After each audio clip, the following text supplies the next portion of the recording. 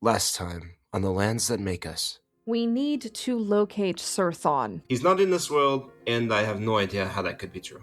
It is as close as we get to a war council. 2 of those members are governors, and the other is the commander of the sluice guard. Throughout this conversation, Inara has made her way closer to the curtain that covers the cursed door. I request that Sherilyn Astolder be vouchsafed to Plato Ardavian. Vouchsafing would just make me responsible for all of your actions, which I do not find particularly appealing, Adelaide. There were 3 relics stolen from the vault. I'm almost certain it was an inside job. Norri, my student, his specialty is magical traps. He would be motivated. There are rumors he might be a bastard. Roland speaks up. I might know where this seal is. At Seekborough, your mother came across something. He turns to look at Sherilyn. Seekborough, why did you want to go there? I will keep an eye on you, and if you betray me again, I'll kill you. She grabs onto his arm. When we meet with whomever the Hierophant has sent, you make yourself scarce. You know I can make myself scarce, as you keep insisting. I am an assassin. You are also a coward.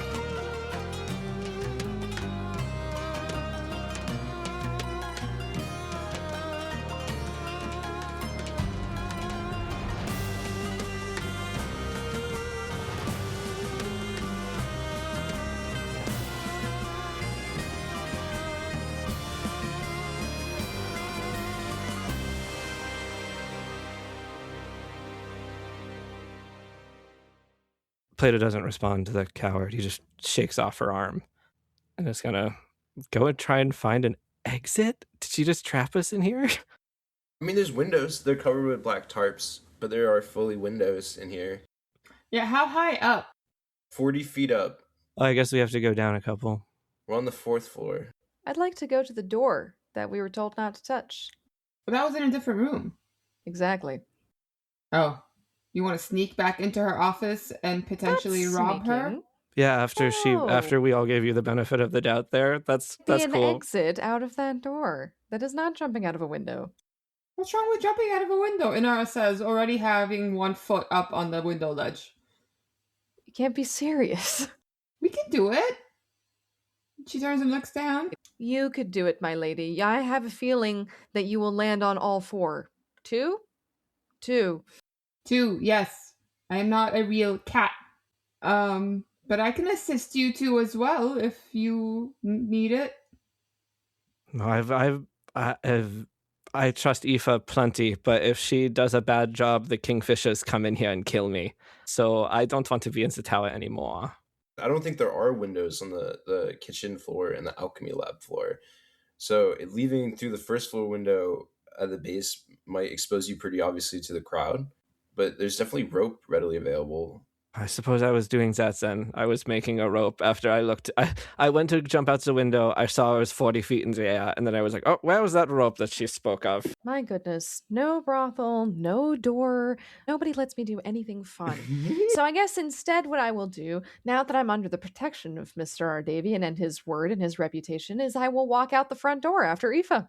Not what it means. Just a fundamental misunderstanding. But I will, despite that, leave out the front door.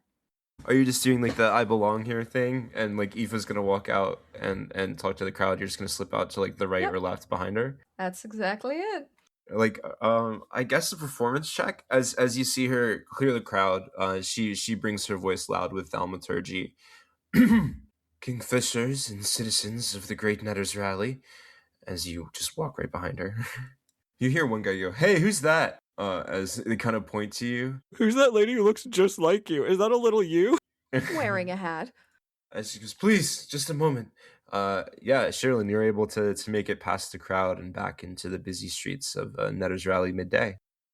To think that I see Plato land in a bush or something as I'm exiting. You just hear, oh! Inara, Plato, you're taking the window way down. Yeah, Inara's going to wait for Plato to finish preparing, and then she'll actually take his hand before jumping and cast Featherfall on the two of them. You could do that the whole time. Whatever. Let's go. I told you I could help. I grab her and jump out the window.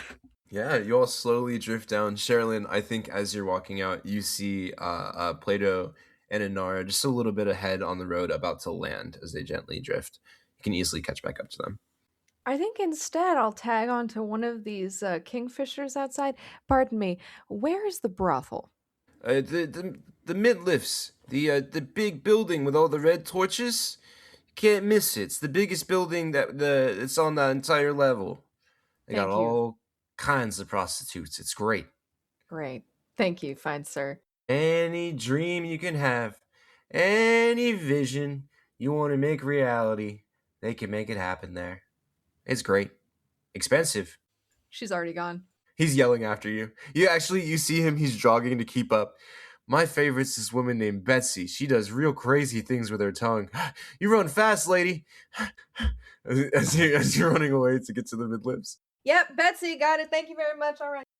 As we land, I want to say we hear him yelling after her about Betsy. And so Inara turns to Plato and goes, drugs and prostitutes, those are her priorities in this moment. Yes, well, I think everything is quite controlled in Medea. This might be her, walkabout, rumspringer, what would we call it here? Her rebellious period. After all, I think she's like an elf teenager. Well, aren't you glad you're responsible for her now? Well, the good thing about being me, though I don't like to mention it much, is I am the son of one of the premier royal houses of this country. So most of the minor stuff we should be able to take care of. It's the open betrayal that will become a problem in the future, I fear. However, Plato, you look to your right, and there is a young man, like a 12, 13-year-old, with a sign, and he's like jogging to get to the protest. And his mouth is just fully agape as he stares at you, and he's got a sign that says "Down with the houses." As he seems to overheard just a part of this, as he's just kind of staring at you, holding the sign, like mouth agape, eyes wide open. That feels like the kind of way it works for me. Well, I need to, and let's hope this comically helps, go try and fix the public works system is definitely what I'm going to do. So, Inara, are you going to go find the sex workers with Sherilyn, or public works with me, or a third, more terrifying thing, as I know you have a sample of the death flowers? Actually, I was thinking of heading to the lab and seeing if I can create something using the eel mucus and the death flowers, but I can tag along with you first if you feel you may need the assistance. I have no interest in the brothel. I've been in plenty in Luxoria and doubt, no offense, the Perian ones will compare. Oh, no offense taken. I am sure that our brothels have nothing on the majesty of Luxoria. Which sounded sarcastic. I really believe that. I think that the Luxorian brothels are probably, just the best. I'll definitely show you later on, but yes. Yes, I would say I would hope to visit them someday as a nicety, but, I don't think that would be the way to do it. I know one or two of the druids that keep the eels down in the nests down there. We could maybe stop and get a sample on the way to the public works, and then you'd have it for the your experimentation. I don't know if it would be as purified as whatever Aoife is getting from the university, but the eel druids are excellent, wonderful individuals. Excellent. I would love to meet these druids, see what knowledge they may have, and it would never hurt to have more than one sample to compare, so off we go. She actually does start walking just in a random direction. She had no idea where we're going. No, this way. I grab her by her little cat neck scruff and sort of just put just pop her in a different direction, and then we keep going. She, unfazed, changes direction. Off we go again and starts walking. Off we go. All right, Sherilyn, you head towards the lifts. Oh, you know what I'm realizing? You guys could run into each other at the lifts. Sherilyn, roll me a D100. Okay, I rolled a 7. So you would they it's like, okay, so you guys leave the party separately and then accidentally end up on the same bus. Yeah, so here's how it's going to look.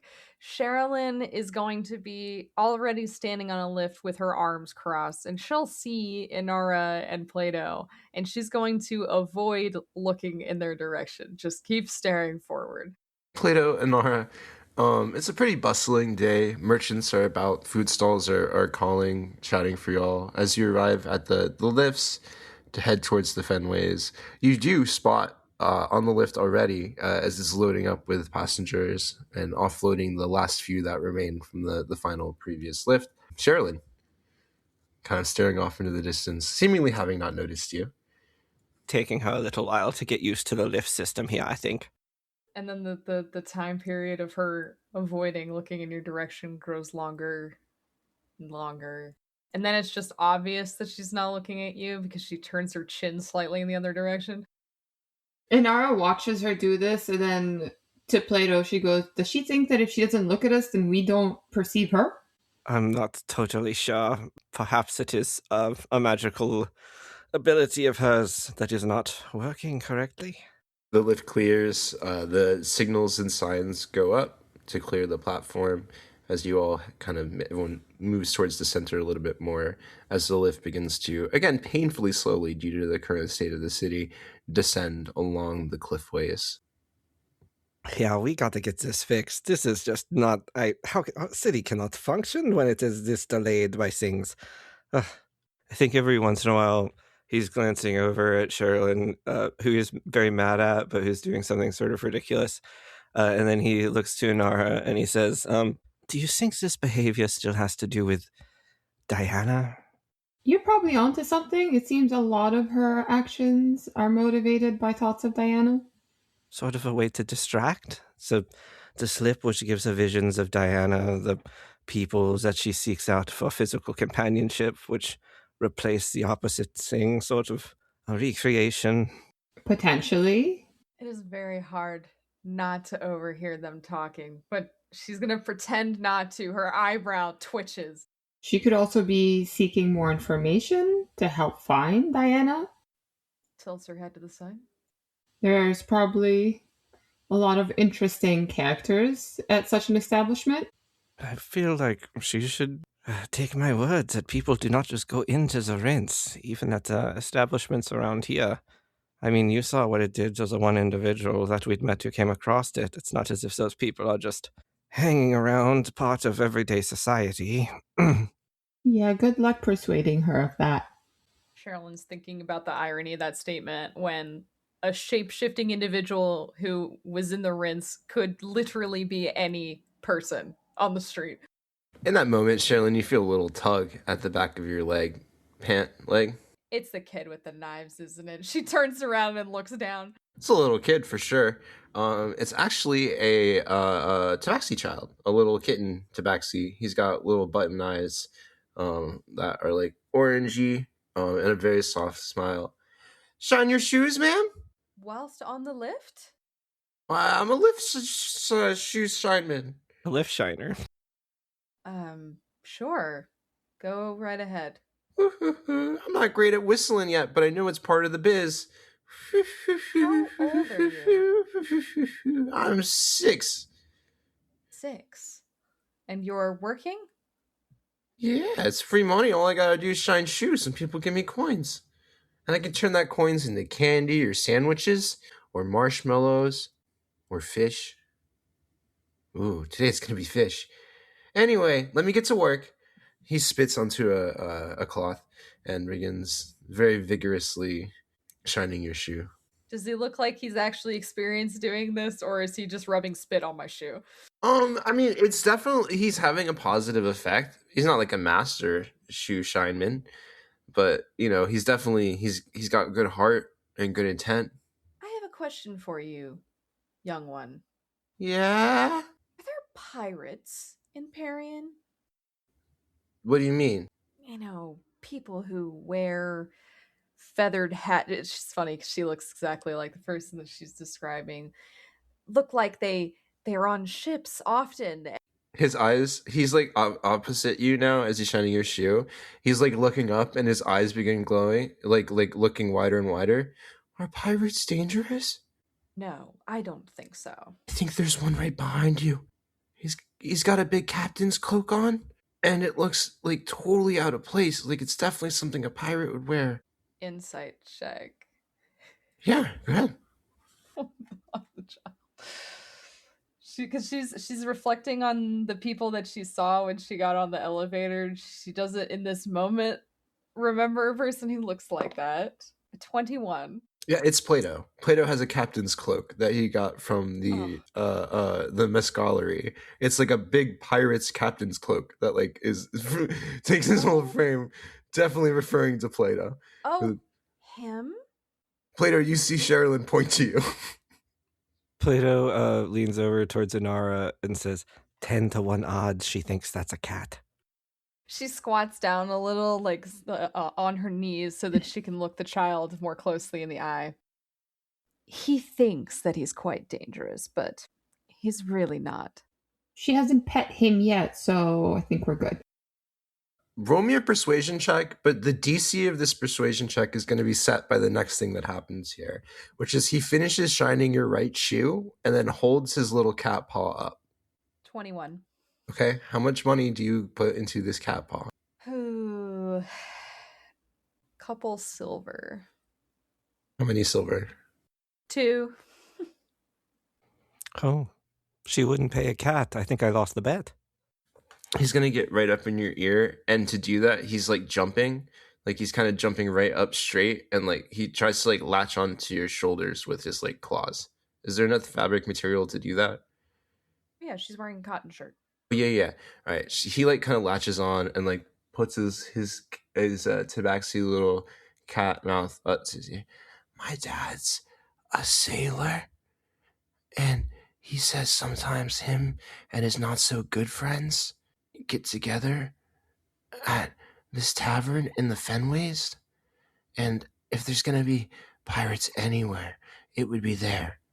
Excellent. Can you give me the address? I haven't been there, but it's called I think it's called the cross, the cross road.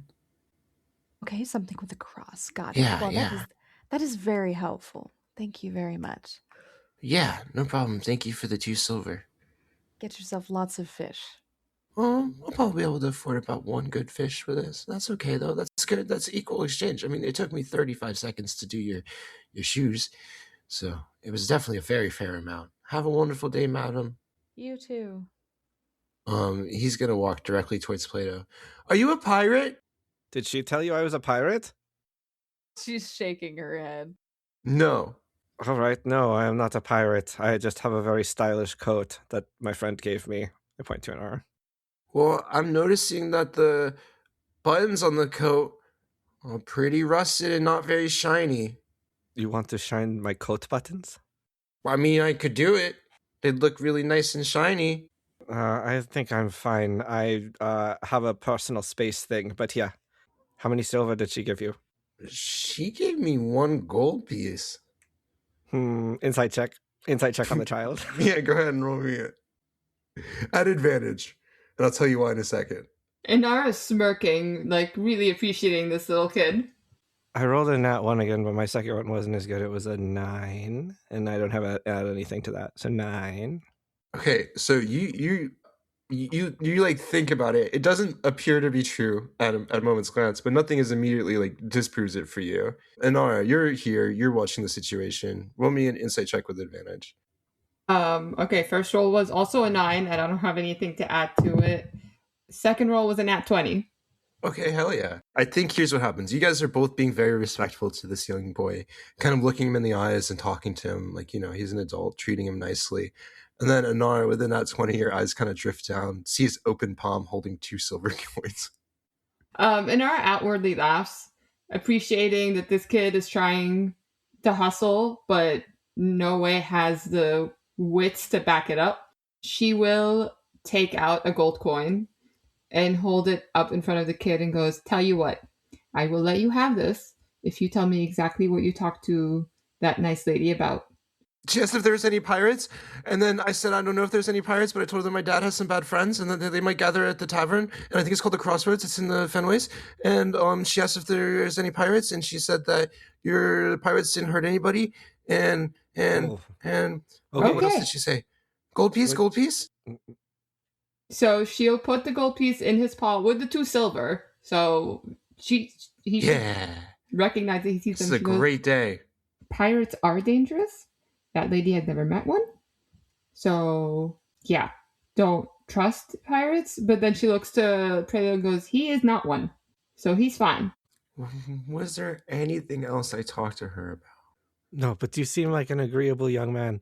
Can I ask you for a favor? I have more gold. Saw coming up Jackson today. Yeah. Hello, Jackson. Are you often riding up and down the lifts?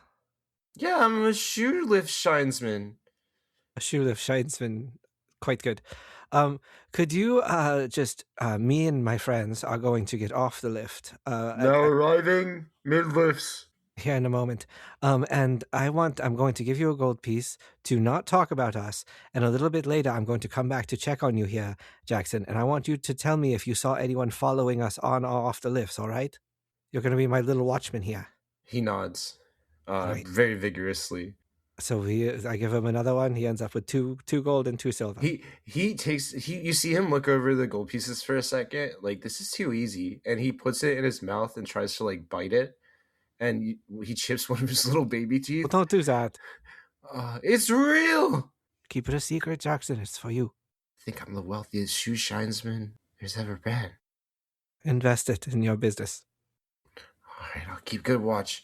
Oh, hey, look, Sherilyn, are you walking off? It is the mid-lifts where you were told the brothel is. Are you leaving? How do I get to the Fenways? That's it's 11 a.m. by the way. But the Fenways is the next road down, which is I believe where Plato and Inara are headed. Now she stays on the elevator. Okay, so yeah, he's like, okay, I'm gonna go blend in with the crowd so I can see if anyone's paying special attention to you or following you, okay? Good job, yes. Yeah. I look over at Sherilyn and then to Inara. She didn't get off. Hey. Real quick, I'm so sorry, sir. I gotta ask. Why is your arm water? It's a long and complicated question, Jackson. The short answer is he didn't listen to his elders and went into the rinse, so you gotta make sure you never do that. You went into the rinse? Shh! Yes, it's a very dangerous place, and that's why I want you to promise me, little kitty, that you will never go into the rinse unless you want to turn your head into water. I would never, ever go into the rinse. Inara looks very proud of herself for instilling this fear into this child. All right, I'm gonna go blend in with the crowd now.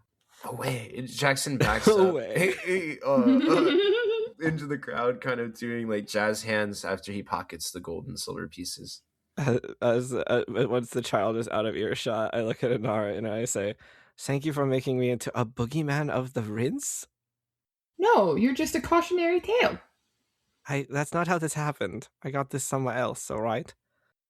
Did you want to tell the child how you got that? No, but I mean, don't lie and say I'm like a weird rinse guy. This is what most parenting is. She says, somehow thinking she knows exactly how you parent a child. She has never been around a child. She has no experience raising children. Plato just sort of looks at her. He doesn't know any better. Maybe Inara knows how to raise kids. Okay. Kittens, at least. She will turn to look at Sherilyn, who stays on the lift, and then looks at Plato and goes, the tavern he spoke of, is it on a different level? Oh, yes, well, that would be in the Fenways, which is the lower, sort of the partially underwater water district where the Triton live and the eel druids maintain the eels. We kind of saw it when we took the boat in, deep underwater where the nests and the holes were. Yes, I see. So it would seem Sir Stalder is going in the same direction we are now. Oh, okay. To look for the pirates. To potentially go insult some Tritons, yes, absolutely. Inspiration. A crystal ball. Inspiration, Inara, inspiration. I mean, it's exactly what's going to happen. We all know this. Not there yet. Seems likely. Well, at least we'll be able to keep her within earshot while we make contact with my eel friends. Perhaps we can see if she leaves as member of a pirate crew. Well, before we leave her to her own devices, let me ask you. Back in Luxoria, there can be legal retribution for besmirching someone's good name and reputation. Does Perian share this law? Well, that would be a civil law, so you would technically have to take it up with arbitration at the courts here. So it would require kind of a civil suit. It wouldn't be breaking any sort of federal statute.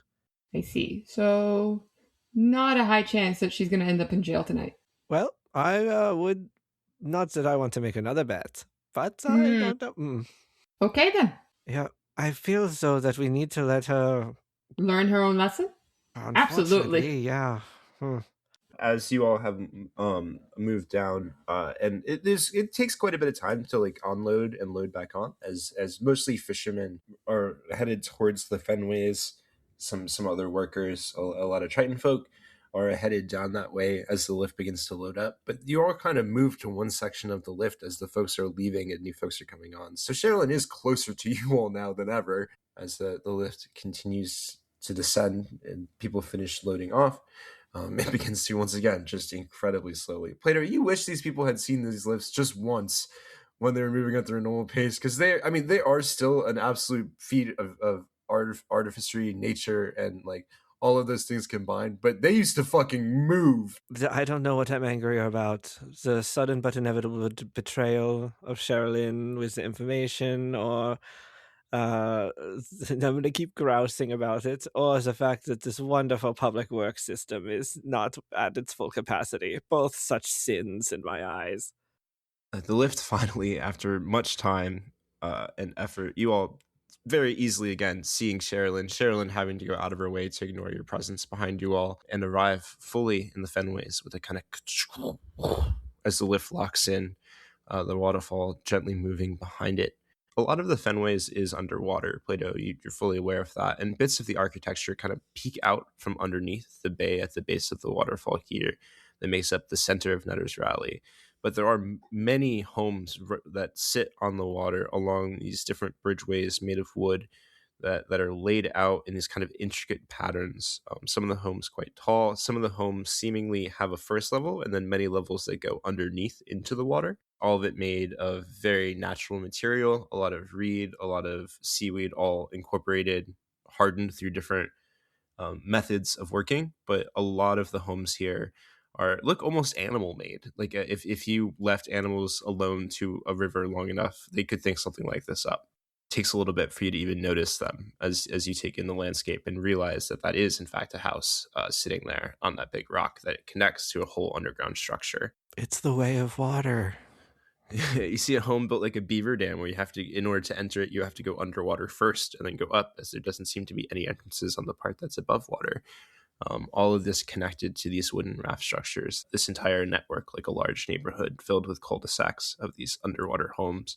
Even though this isn't the layer for it, there's still definitely cultural centers here, both community centers as well as, food stands that just sell like snacks and stuff.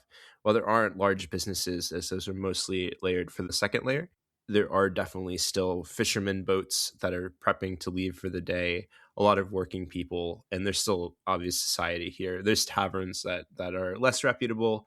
There's also a large community of druids that make their home here, probably belonging to some of these more natural homescapes. But you see some walking as you arrive, headed towards the lift that you all are departing from. You see a large grouping of 5 druids wrapped in these watertight robes that look to be made of some sort of sea animal or a collaboration of sea animals and fine silks. They're kind of blended over their body, almost like a half shell. They carry the robes almost toga-like. One of them, the one leading them very slowly with a cane in both hands as he kind of like moves from one to the other, is a tortoise person, a turtle. He appears quite young as he uses a cane to move forth. The other druids surrounding him, of mixed races, here in Ericoken, a Triton, and a half orc, all of them kind of unshaven, but they smell nice. They smell like the sea as they pass you and board, kind of in a small group, all looking towards each other, kind of tense in conversation as you all leave the lift into the Fenways. Sherilyn would like to exit the elevator first, if possible. She will push through the crowd to make her way to the front with some excuse me's, probably not very genuine excuse me's, as she's trying to avoid this person who threatened very genuinely to kill her. So, is there like a main road here? There's a reinforced kind of almost boardwalk like feel that expands through the center all the way to the main waterfall, and then off to either sides of the lifts. So that the lift connects to that main walkway that goes through the center streets here, as well as directly to the waterfall. So yeah, there absolutely is a main road that is kind of as you step on it, the whole structure seems to be more floating than it is built in, as it doesn't necessarily sink, but it is a little uneven to your steps. It's not a feeling you're used to at all as you step onto the wood off of the lift, kind of making your presence known, pushing to the front here. So I think Sherilyn's ideology here is crossroads, crossing of the roads, road being probably the main roads. So she's going to get on what she would distinguish as the main path and just start following it until it crosses with another very large path, or until she sees a sign that says or has a picture that would indicate crossroads. Plato and Inara, you see Sherilyn, a woman on a mission, head forth in a completely unknown neighborhood, seeking something that she's not fully sure exists. Perfect. As you all trail behind. This is going to be so useful as a tool. Fun moment as I watch Sherilyn sort of storming off. I'm like looking through my pockets and trying to pull out one of the scrolls of water walking. Are the other ones water breathing? Yeah. I'm going to take one of those out and give it to Inara, sort of like going through my pockets. Just one moment. Here you go. Here you go. I will not need that. You perhaps will need that. And I hand it over. And then I am going to use Sherilyn's speedy exit to hide my eavesdropping on the druids that have walked up that seem to be intense conversation. Yeah, go ahead and roll me a perception check. And I don't know what Inara is doing. Well, as you hand her the scroll, she unfurls it, I guess, and takes a look at it and then looks back at you and goes, "Why will I need this?" She doesn't look happy about it. Well, it's very wet here, and sometimes the water levels go up and down very quickly, and I would not want you to be caught in what we would call a drowning situation. Dear, maybe this is a good point to mention. I'm not a very good swimmer. We didn't have a lot of opportunities to practice in the desert. Oh dear, indeed. She looks genuinely afraid right now. She's like, so this will help me breathe? Will it help me float? Nope. Oh, but wait, here. I grab one of the water walking ones. That one will perhaps help you float. I don't know if you're underwater. I don't know if you will shoot to the top like a top, but it might help somewhat. That sounds like fun, actually. Let's not try it. She's gonna roll them back up and tuck them securely into her little shoulder bag. It was a 10. Sorry, Rob, on that perception to eavesdrop. With a 10, you just hear one of them say, the half-orc approaches the tortoise right as they get on, as you guys are departing, and you listen in for a second. Master Evoldi, I must say one more time, they don't get to just summon us. And as he says us, you see the turtle move much, much faster than you're expecting, as one of his canes extends outwards magically, as it grows very quickly, shooting out like a vine, just spikes the half-orc across the leg, as the half-orc kind of like cows and bows over a little bit and remains silent as all of them get onto the lift. They don't say anything else as you listen in. All right. Well, we should keep up at a distance. If you fall into the water, I will jump in and help you. I can breathe water, and I'm quite a good swimmer. I feel like in response to that, Inara would like grab onto your arm a little flirtatious and be like, "Oh, my hero." We're back to this, huh? Well, he sort of lets you stay there for a minute, which normally he pulls away from you, but this time he sort of holds on. He says, "Let's go. See if Sherilyn, looking back, will give her a scare." She's a little surprised by the fact that you let her get away with that. She was totally expecting you to shrug her off immediately. And now she's wondering if you're being nicer since Francis isn't there. But she's definitely taking advantage and she's not letting go. She'll follow you, looking down the road, trying to keep Sherilyn in her sights, which I would imagine is proving more and more difficult because this is a crowded area and she is walking pretty purposefully. And then she go, do you think she actually knows where she's going? Because she's walking like she does. I have no idea. If only she at least puts the armor on, we could track her into light, but this is becoming very difficult. Sherilyn, as you're marching through these kind of busier, morning, foggier streets connected to the water here, headed towards where you believe the center to be, as the structures around you grow larger and larger, roll me a d20. Oh, I love that. Okay, yeah. That's a 6? As you continue across, you feel a hand grab onto your shoulder. You look at it and you see just these incredibly crazy long nails that extend forth. You actually realize as you look at it, it isn't the hand that grabs onto your shoulders, it's just the base of these nails. As you look over, and kind of crouched over is this very, very old sea elf woman. Her eyes look like diamonds. They fill the whole pupil. There's no like other thing there besides this kind of diamond glow. It looks like she's wearing this white shawl kind of closely around her shoulders that covers her body on the front. And after a little bit of looking, you realize it is her hair. She doesn't actually seem to be wearing a top whatsoever. Her hair has just grown so long and kind of curled over that she's wearing the front part of her length of hair over top of her chest, like it's a shawl. And she is incredibly old. And she says, You appear lost, child. Oh, goodness, you look different. That's not very nice. Please stay your hand. Aw, I'm just kidding. I get it often. Old Granny Seawater isn't the looker she used to be. Granny Seawater, that is your name? That is what Mhm. people call you? Yes, and I might have something for you. You look very, very lost. I am not lost. I have a destination in mind. Oh, then I can very much help you. I think you have something in your throat. Yes, I need to gargle. Give me a moment. You see, she pulls out a small thimble of something, puts it in her mouth, and spits it back into the thimble, kind of pockets it. Yes, a very delicate prize, worth quite a bit of money. I see. Well, if you excuse me, as I said, I have a You destination. sure you don't want it? You don't even know what it is. Want what? The thimble. No. She pulls out a map case and opens it up. And there's kind of a gold sparkle that comes out of it. It's a very powerful spell. A spell for what? Finding what you're looking for. But it's not a what I'm looking for, it's a place that I'm looking for. So that won't be helpful for me. Thank you A very place is a what? No, don't leave. Don't leave. She like grabs the hem of your cloak. I'll cut you one hell of a deal. much. They'll cut me a deal for a thing that I do not want. It'll get you to a place. Plus, I live around here. What do you seek? Maybe I know where it is.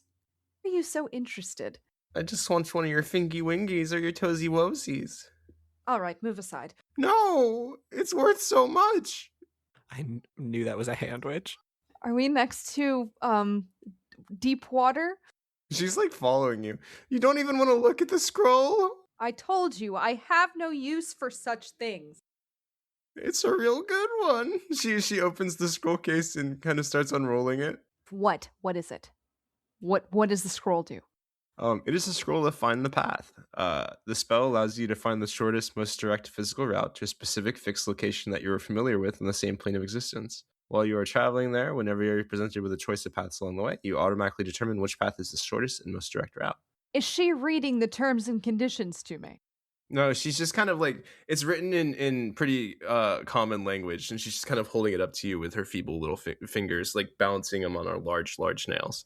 Sherilyn props the backs of her hands on her waist and leans forward, squinting as she reads said terms and conditions. Not a specific place.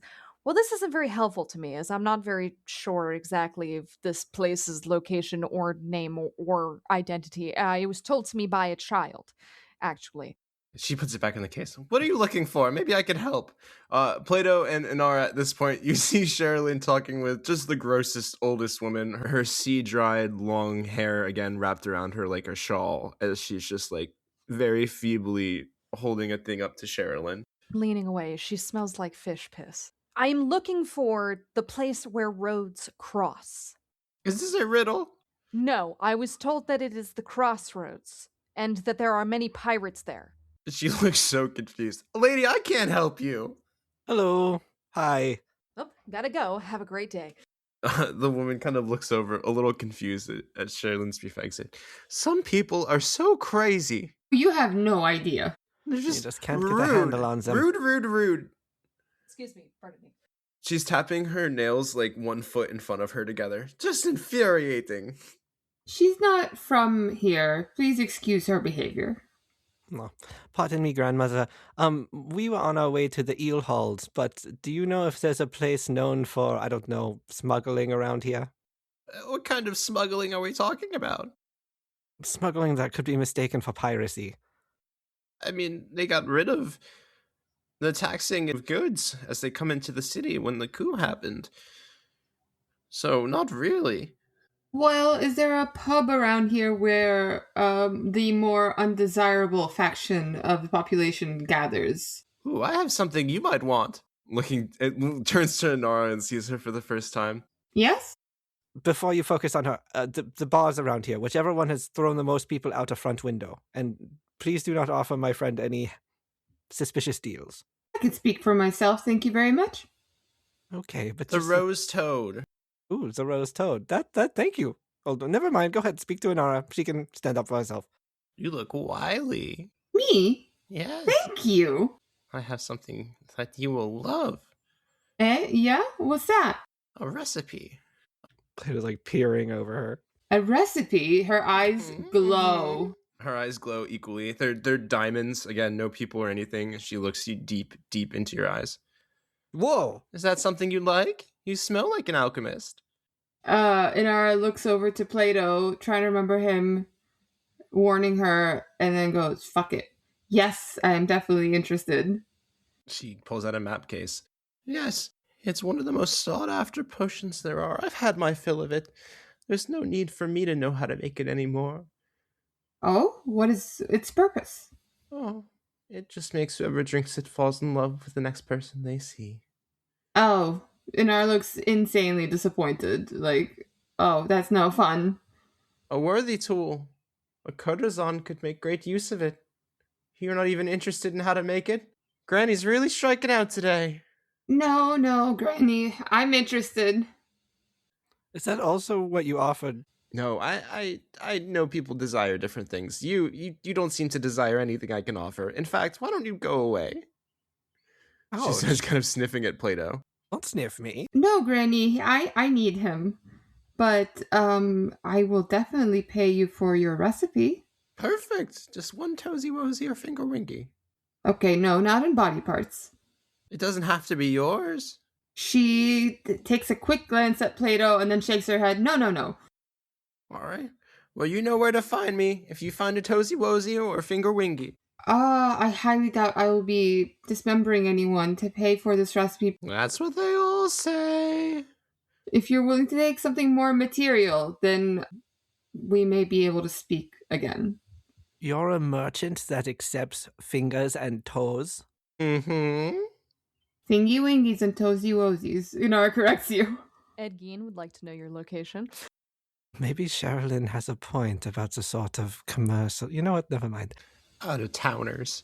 So the rose toad, you say? Mm-hmm.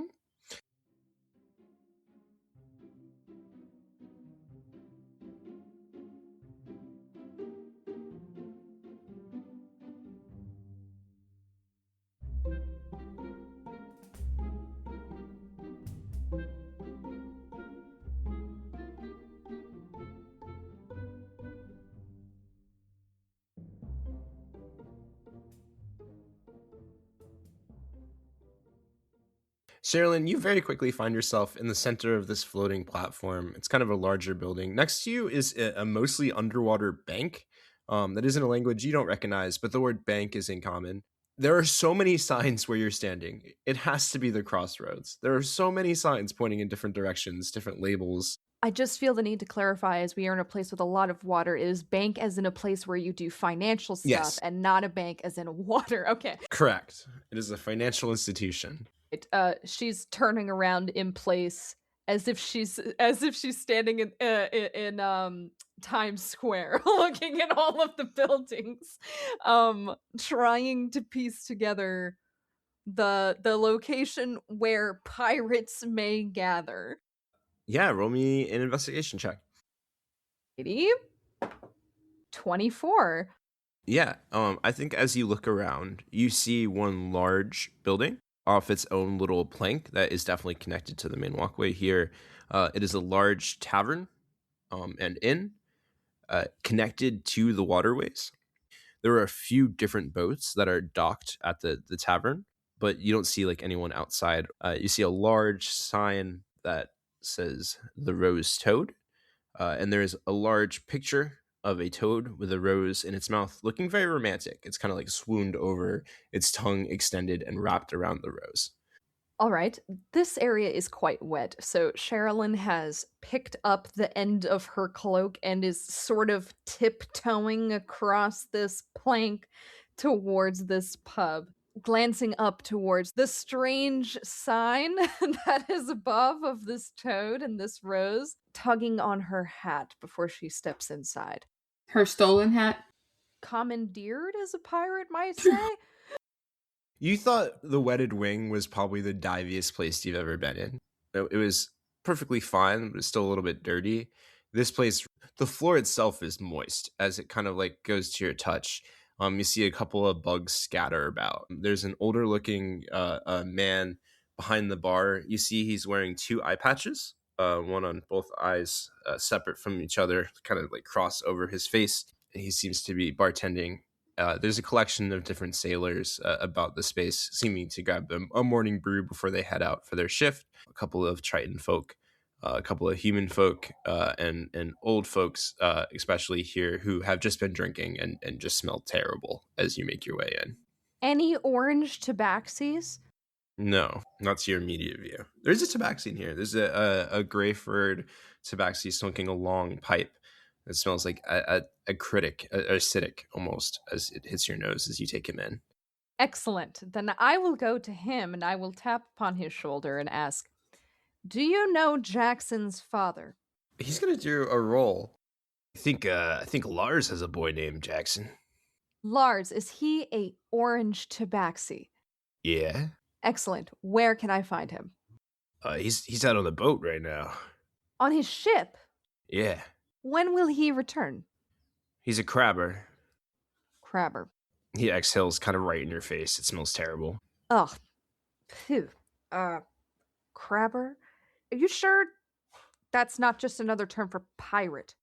All the boys around, everyone in here kind of like giggles and laughs a little bit. What's so funny? You been talking to old Sharna? Who's Sharna? They all kind of laugh a little bit. Claims to be a pirate captain. Well, is she? Leads a little gang around here. Sounds like a pirate. Perhaps I should speak to Sharna instead. He spits on the ground, like under his booth. There's a small grouping of spit underneath there. She should be here tonight for the fight. Good. A brawling of pirates. When? Again, we don't even believe her when she says she was a pirate, but the fights go all night. There's a big pit in the basement. We all tumble for money. Well, I have another place that I must be at a certain point. When will this brawling begin? When the guards are busy with other stuff. There's no way to let you know for sure. I'm sorry. But it's a nightly exercise. Just come back, say you're a friend of Jackson's dad. They all kind of laugh at that really hard. Lars. Of Lars, the crabber. Roll me an insight check. What do you get? You're laughing, but you're... That's a nat 1 + 3. Okay, Oh, yeah. hell no. You have no idea at all if anything he's telling you is true. But as you're looking over these men, they all seem to be taking you in. A few of them seem to be eyeing like your purse, your weapon. It's getting a little dangerous in here, the tone wise, with a nat one. Inara, Plato, Granny Saltwater has dismissed you all, as you all seem not interested at all in giving either your toesy woesies or your finger wingies.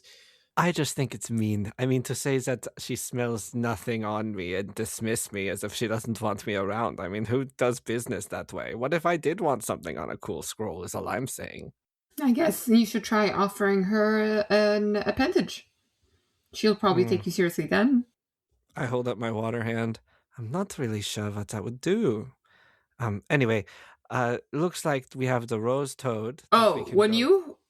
As soon as you hold up your water hand, Inaris looks at it really inquisitive and goes, if we cut one of those off, do you, grow it back out of water?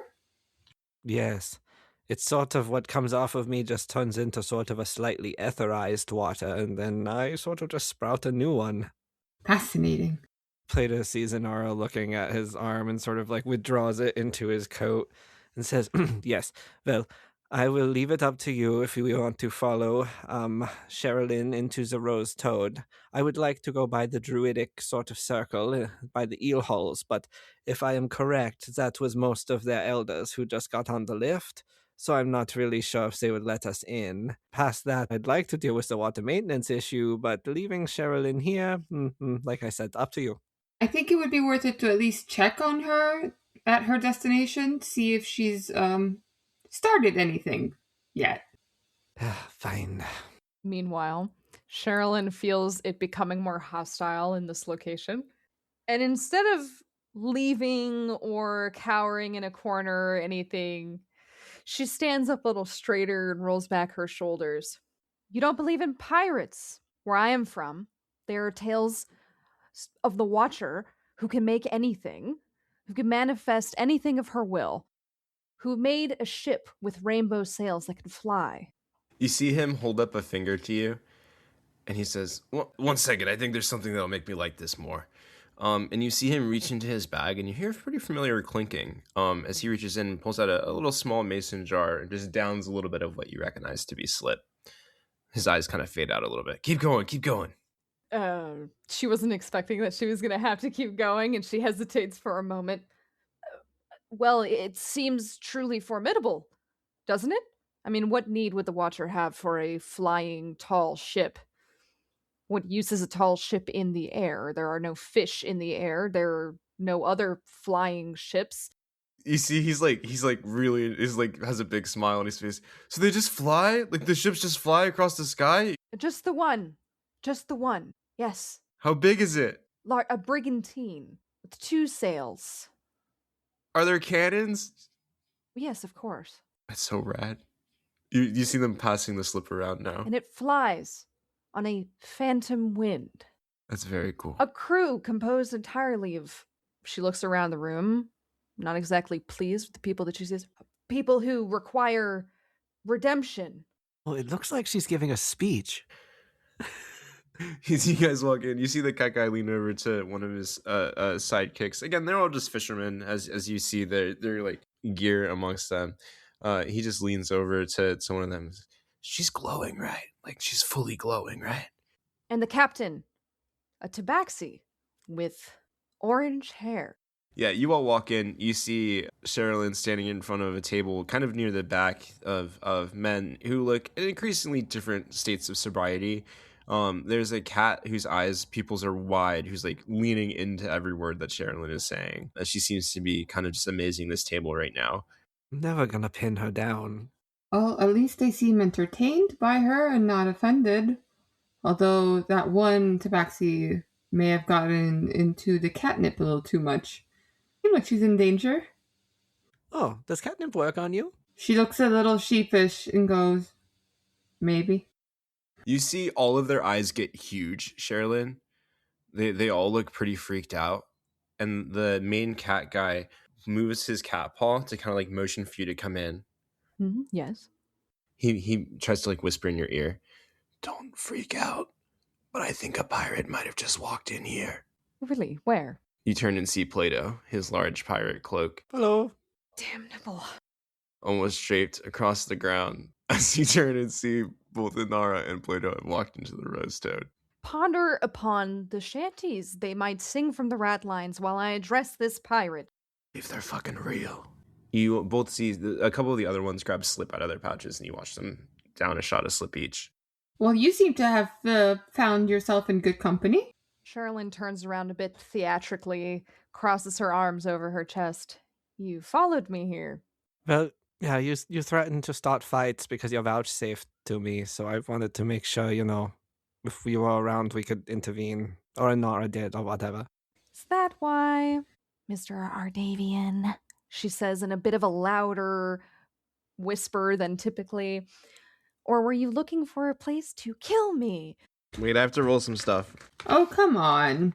Nope, wasn't looking for a place to kill you. Unless you betrayed me, did you do that? Both of you drop this.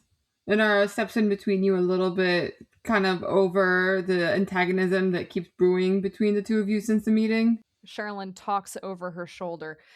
Really? Does this look like the site of a betrayal? I mean, sort of. Inara looks down at herself and like, am I invisible? I'm sorry, Inara, you're right.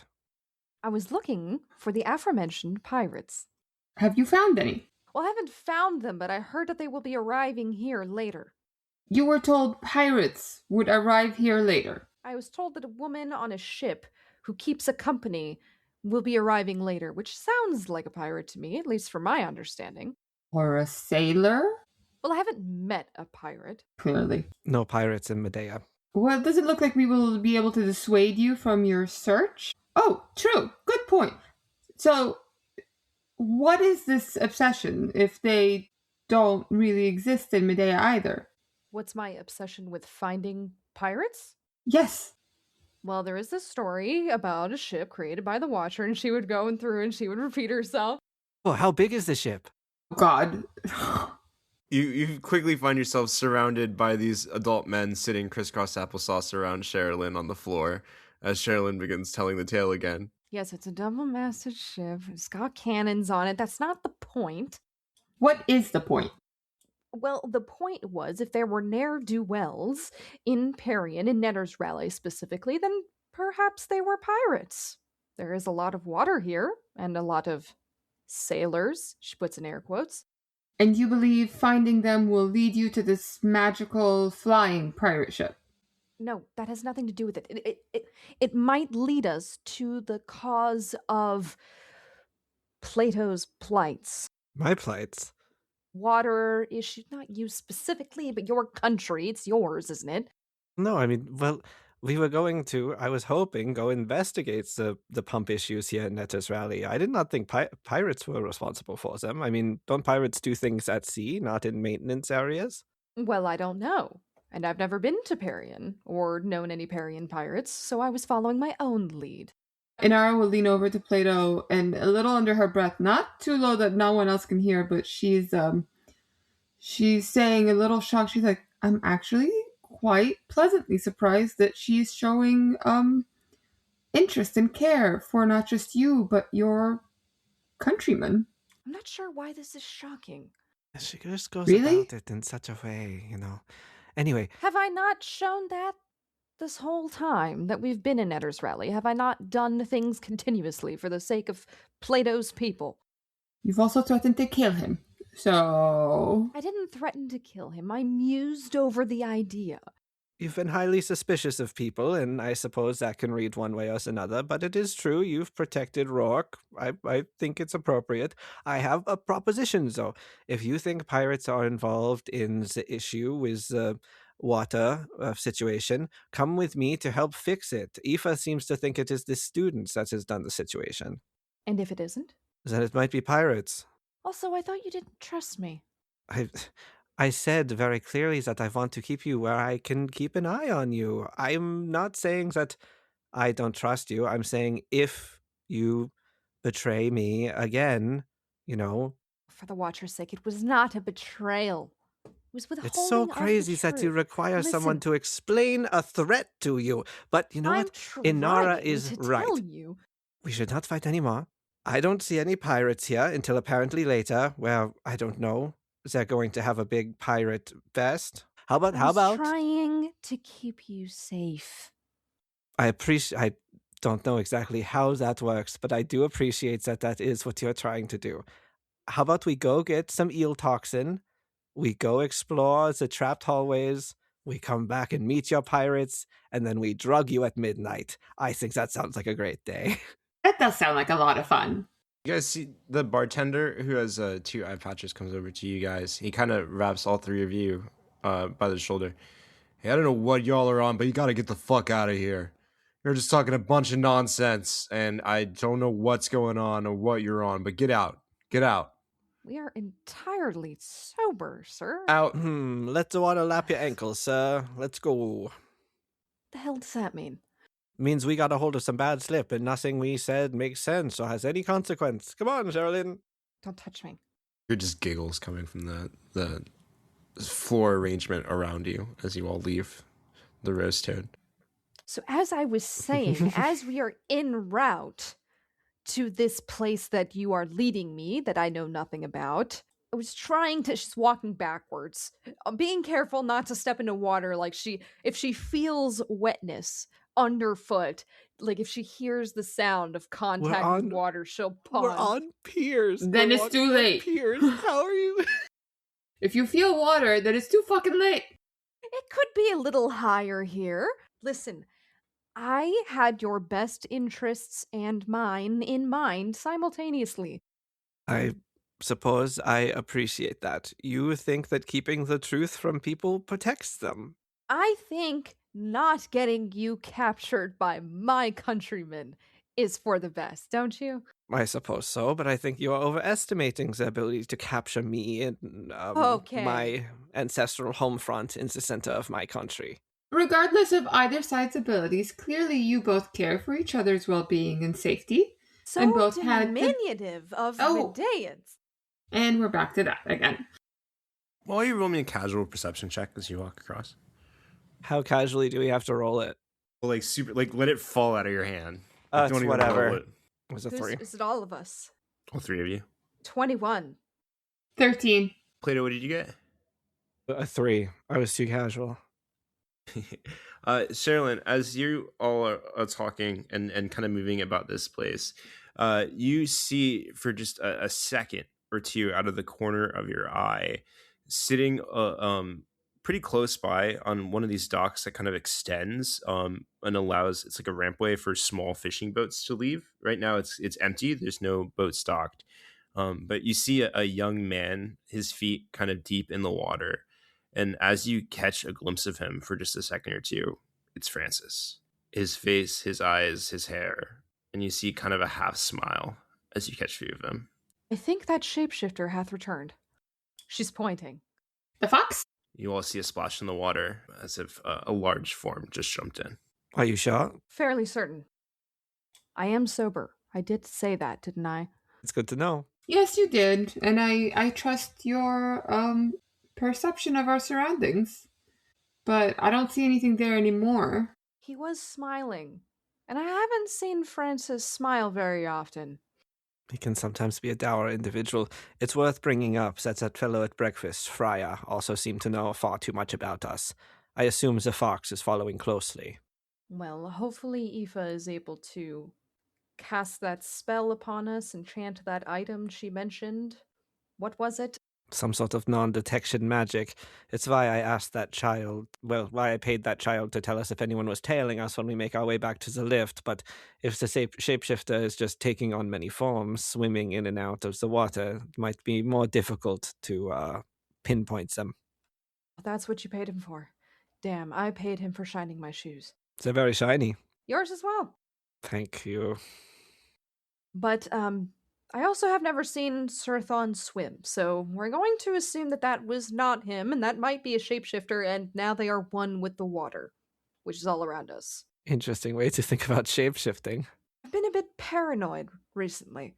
Most of the time. That. Most of my life. You don't say. Mostly, now that I'm reflecting upon it, it is mostly since the peace meet. I've not spoken about this before. I would say that's a justified response. Where are we going? Up to you all. I've wanted to try and swing by the druid circles down where the eel holes are to get our own sample of the toxin from the channel, but I'm afraid that I saw most of the members of the circle, or at least the elder ones, headed their way up on the lift, so I'm not sure what access we would have there. Otherwise, we could go look into the issue with the water maintenance, as we sort of promised and as we were interested in. Yes, I agree on that, and I think very much that we should stop speaking about the eel's hole. Well, eel holes. They are eel holes. Yes, I think checking on the water maintenance system might be best.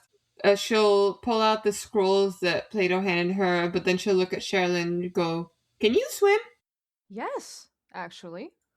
There is plenty of water in Medea. That's why I was surprised there were no pirates. It would be very difficult for pirates to assail Medea. Oh, would it? Not that it's impossible. And why is that? Cliffsides, thousands of feet tall. They could perhaps siege the bottom, where we do our fishing, but that is all that they would get. Do you see now why I think a crabber may be a pirate? Well, there's not much access to the sea here, and as such it's hard to assail foreign vessels. You make more smuggling, but as I was told by that woman, they've taken care of the trade routes in and out. They've removed the tariffs and the fees, so I don't even think smuggling is having much of a heyday right now in terms of helping the economic boom of Netta's Rally. You didn't. I'm going to take his hand, his meat hand. Ah, you're touching me. Turn it back and forth. Well, you seem to have all your fingers intact. Oh yes, we didn't trade any fingy-wingies, not that she offered me anything. But yes, it sounds like we're interested in heading to the water maintenance area, and then maybe swinging by the eel druid circle afterwards. The eel hole. The eel holes. The way back towards the rose toad, where it sounds like Sherilyn's gonna fight a lady or something, and then we're gonna go take drugs after that. Whoa. I would not fight a lady. I would charm her. You're gonna charm a pirate captain lady? Yes, with suave and wit. I will not miss that for the world. Okay, so the part of the eel hall that is above ground is centered very close to the waterfall. The waterfall itself being the main entryway to the many tunnels that make up the water maintenance networks and pipe systems of Netter's Rally. I think probably, Plato, you were given a tour of it when you were here waiting on the mayor's grouping to go for the peace meet. You had a couple of hours to kill. I think they toured you and other members from the sluice through this main channel way. Plato would have asked, yeah. There's two entryways to it. One of them is underwater and leads to like the main structures that divvy and complete the water. The other one is like auxiliary maintenance and also houses the lift, pulleys, and propulsion systems. So that one is accessible above ground. They're also connected later on through the tunnel system. You did the above ground tour last time, which is a series of pretty narrow set tunnels, pipes, and really, really well done and well maintained metalworking. This is definitely an innovation that came not inherently from Netter's Rally. This is something that was worked on in partnership with the government, and it's newer. So it's already troubling to see that for some reason it's malfunctioning. But you've only been there once. You don't think you could retrace your exact steps, but you know that the entryway is behind the waterfall. I reach into my coat pocket and I pull out another set of 2 scrolls, the water walking and water breathing, and I tap them on Sherilyn's shoulder and I say, yeah, these should help just in case. Some of where we're going might be underwater. And if they are underwater, what are we to do? Actually, he holds this back. I'm not sure you can cast these. Cast? What? Well, to make it so you can breathe water if you need to underwater and walk on top of water if that is also the case.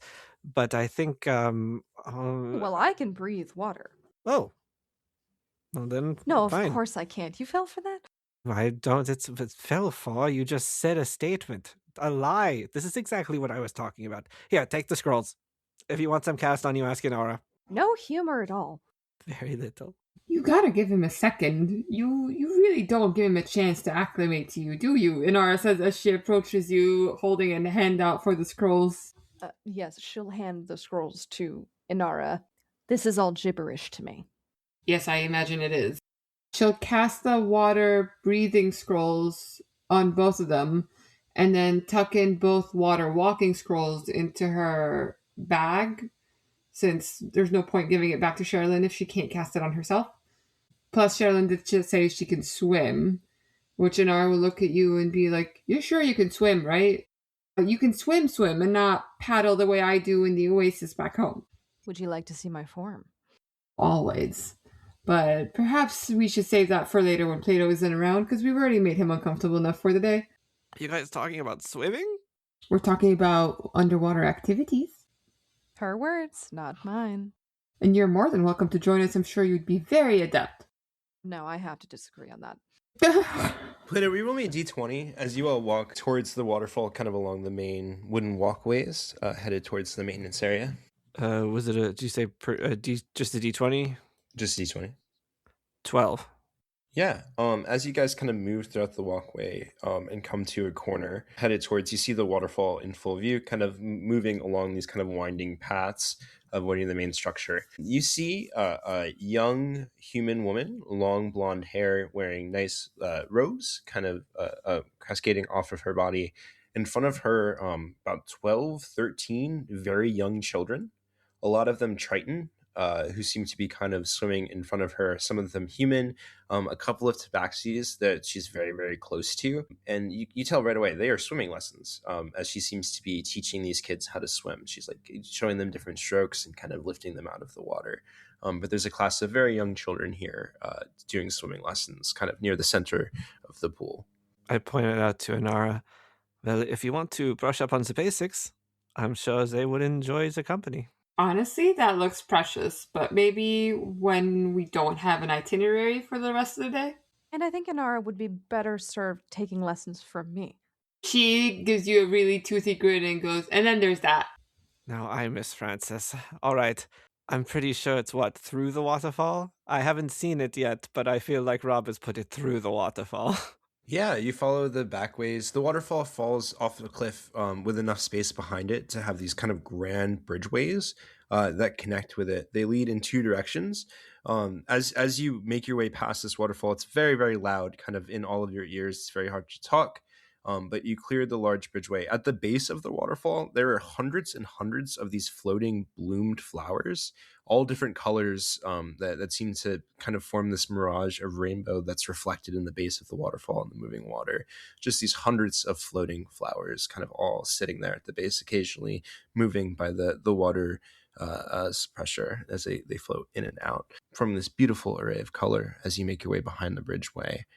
You see the signs that point to this large ramp that goes directly underneath water for main walkway. And then to the right, bridgeway, these large wooden, almost bamboo-like rails leading kind of snake-like to the secondary sector. In front of it, you see a large desk that has been definitely brought here. It's wooden. Sitting behind it, some sort of guard captain or official, flanked by two guards. You see kind of resting beneath them at their side is their star raptor, these large flying shark-like creatures seeming to be at a resting position, but ready to go on either side of them. As these three guards stand at front, there is red rope around the front of it, tied a couple different times on the door to the side maintenance way. You see this figure. He's currently writing something at this desk at the end of this bridgeway. Again, the desk is oversized for the amount of space that's in front of this entryway. It's much more mechanical and purposeful. It's not like as elegant as some of the other water systems that are in Perian. Well, Mr. Ardavian, perhaps it is time to flaunt your title. I don't flaunt very much, but thank you. I step forward and I make myself known to the gods. Hello, we have been dispatched by Aoife to investigate the situation here. The two guards on either side, left and right of this man, come to attention at once. The dragonborn woman on the left, wearing the armor of the guard, kind of hails. You see the man at the center of the table doesn't even seem to notice you or the words that you say. And you see the dragonborn lady kind of elbow him in the shoulder as he looks up. What? Who interrupts? I interrupt. I've been brought in as a specialist for the water maintenance issues. I'm one of the technicians from the sluice. This is my. I look over at my two friends, my fellow water maintenance specialists. Sluice guys. Nope, she's not one of those. As you can tell, she does not have the accents of a sluice guy. You see the man sitting down. Plato, you look over at what he's working on. He's very clearly drawing a large diagram of a mechanical thing. Long hand, you see his wrist as he kind of shakes it out. He reaches up to his neckline and kind of pulls at his collar a bit as he looks you over. You see a large silvered chain with a brass symbol of the warden hanging under his neck that he kind of tucks in to his shirt more comfortably as he stands to attention. It's a good time for a specialist, but right now, unfortunately, Captain Vennet is doing his own mission in the caveway we found, and has said no one should be allowed forward until he returns. I assure you, I can offer a great deal of technical know-how, and I was told to meet up with your Captain Dennett. Roll me a deception check at advantage, because a lot of what you're saying is true. There's something else working in your favor here. A 19 plus 6 for a 25? Oh, yeah. He has been gone for a few more hours than we'd figure now. A specialist could probably come in handy. Okay. You see him flip over a blueprint document, and on the back, you see him write something very quickly and then sign it with a very long signature. It's a lovely blueprint you're working on. So if you practice longhand in the field. Once we figure out what's wrong with this thing, we're going to have to go to work quick to fix it. I'm coming up with solutions. You're an engineer here for the Netto's Rally lifts. The lead engineer of Netto's Rally. Thank you very much. Of course. I'm sorry. I think last time I came through here, you were busy when I was given the tour. Plato Ardavian from the Cathedral Gate. You see he motions like very quickly with a sharp eye to both the guards to his left and the right as they both bow. He also bows kind of over his table. That is unnecessary, but I appreciate it. Your captain, what sector had he gone to, do you know, before he was gone for too long? I'll bring you myself. We found something when we were trying to figure out what went wrong. I'm sorry, I did not catch your name. Lead engineer. Sorry, I'm a little starstruck. Bernard. My name is Bernard Smythe. I've been the lead engineer here for a while, but I studied at the sluice gate for a bit. That is excellent to hear. I recognize several of our design standards as well as our lift protocols on the functions around here. I am sorry Much obliged, Mr. Smith. If you wouldn't mind, Smythe. we should... Smythe. Lord Engineer Smythe. Did I not say Smythe? Mr. Smythe, if we could just hurry it along and avoid any more talk of diagrams or blueprints or engineering. Some people just do not understand, you know. But please, lead engineer Smythe, if you could see us on our way to where you last saw your captain. And please do explain as many of the systems and diagrams and pipeways as you'd like along the path. Things like a giant filter that collects all the rainwater at the top of the cliff. As he leaves the desk, Plato, you see a pretty familiar contraption as he wheels back. You see an older man here. He doesn't seem as abled, but he has a very complex-looking wheelchair that seems just absolutely decked with accoutrements. As he wheels it forward along the wooden path, occasionally you hear a bump along the wood. We're not sure who made it. It was really well hidden, magic wards and all that, but someone found or dug out an exterior caveway kind of across the auxiliary waterway here. It's given them access to a lot, and he kind of gets into a whisper. The captain sent 7 guards before going himself. None had returned. It was mentioned to us in a brief that magical trap making might be involved. Me and my companions here have specializations in far beyond engineering. Inara is an alchemist. Reagents and chemical traps will be easy for her to undo. And Sherilyn here is very hardy. So any sort of falling or damage-based trap she can normally deal with. Very funny. And I can do magic, so that should cover us on most bases. Unfortunately, recovering your gods will be a second priority to us in terms of finding out the problem and fixing it, as well as finding your captain, who I hope very much to still be in good condition. Well, it's right this way. I'm sure Venet can handle himself. He's one of the most decorated guards we've got. He was the obvious choice for captain. Venet, that name. Right this way. You continue through a couple of large entryways, these large gates that are completely open as he kind of wheels through, a couple more guard posts, and then you see a large, ridiculous amount of red roping between these two large metal structures that serve different pipe functions. The wall itself has been separated open, and there is enough. If you crouch just a little bit, the tallest among you, you can slide underneath it, and there's this large entryway that seems to have been either magically. You don't see any rubble or signs of like a cave in here, as it very cleanly seems open and continues forward in the darkness. That entire entryway is covered with red rope, and in front of it stands two incredibly well armed and alert guards. As the head engineer here kind of wheels up, we've got 3 to pass through, joining Captain Venet's mission. He says very officially. The guards kind of look a little confused. Are you sure, sir? Venet said nobody was to be allowed through until he returned himself.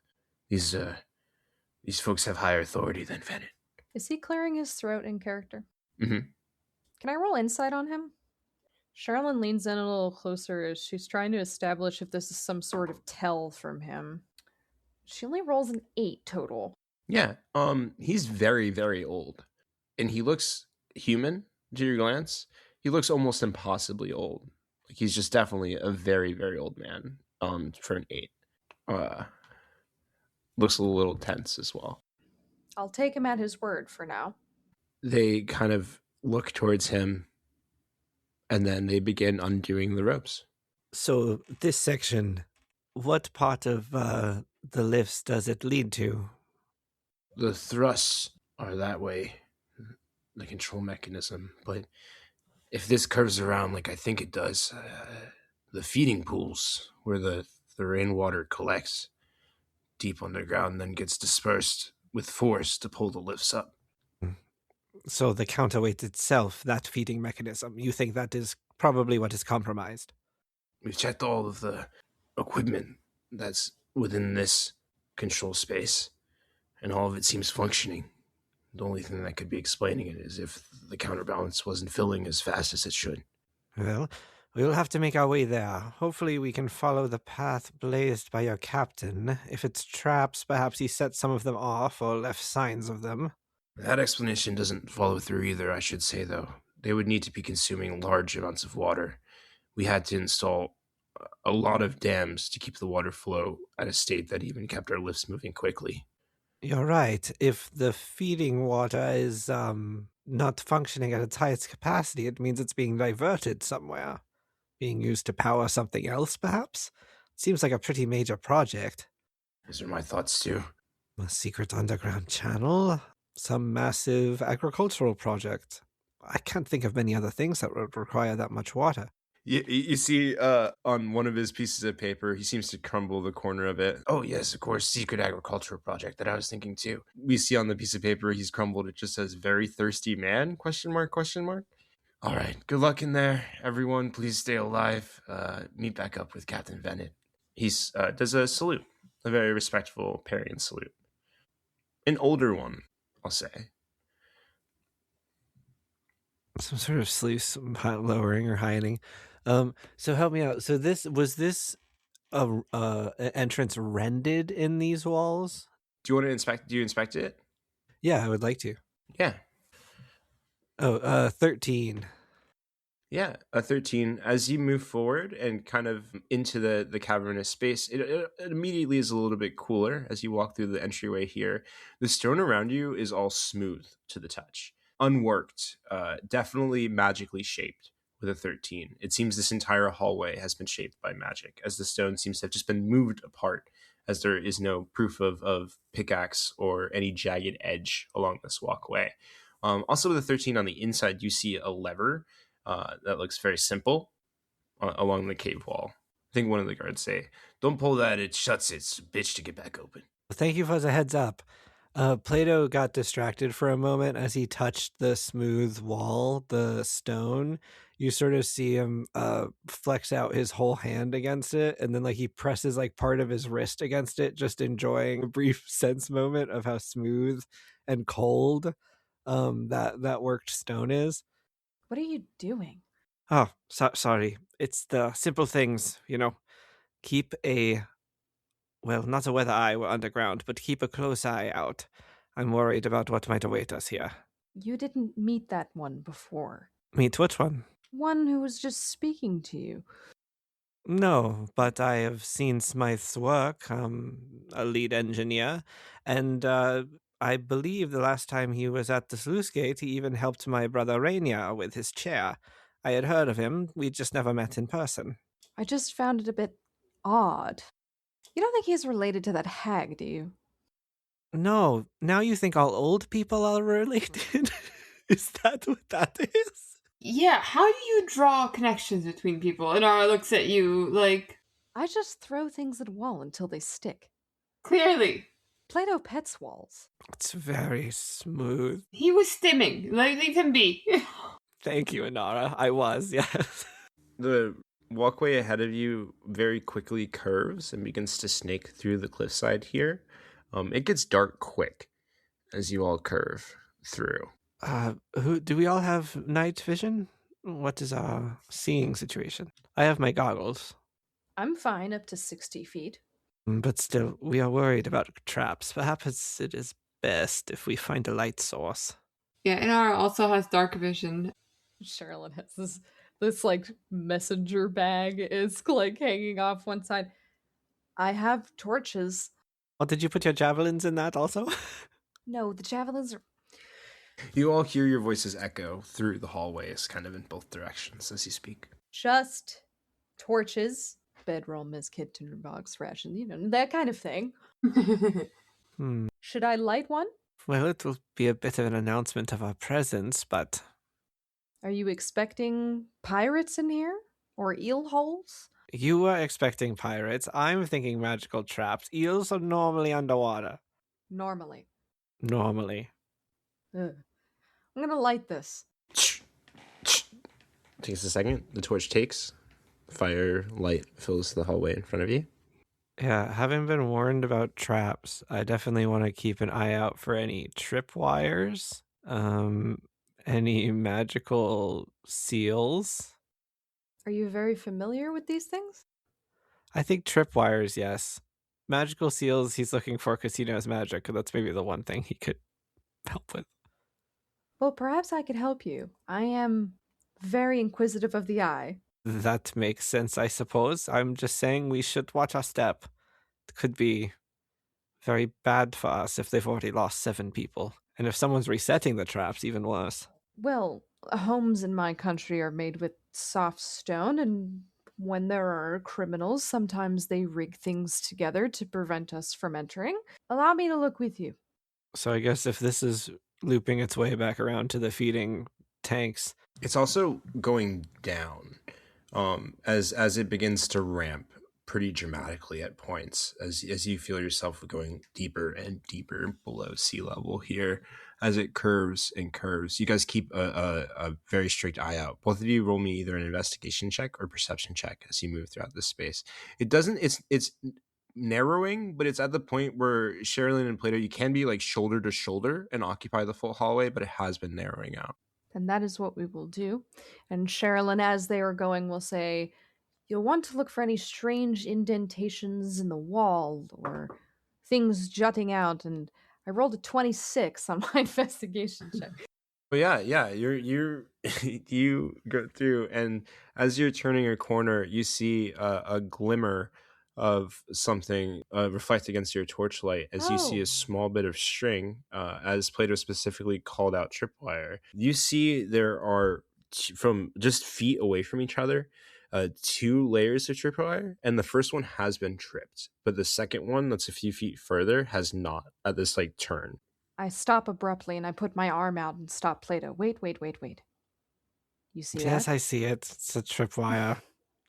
Yes. Inara bumps up against the back of Sherilyn and Whoa, Plato whoa, and whoa. then tries to look over their shoulders. I'm assuming you're both taller than her, so she's struggling. She goes, "See what? See what? I don't like it down here." Yes, I am 5'8".